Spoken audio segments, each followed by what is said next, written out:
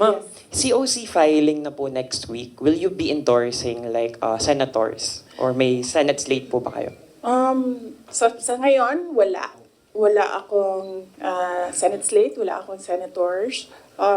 Kasi nga sabi ko, nakatutok kami defending the office of the Vice President.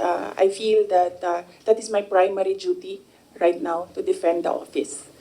So, nakatutok lahat ng effort ko doon. Pero we'll see. Malayo pa naman kasi yung kampanya. Sa February pa siya magsisimula. So tingnan natin, baka pagdating noong February, medyo maluwang na and pwede na mangampanya. Mr. Chair? Last. Pwede ba? Sorry, when you agreed to run with President Marcos in 2022, did you ever imagine yourself being at the center of controversies and even impeachment rumors less than halfway into your term? Kasali yan sa sit down. Next na yan.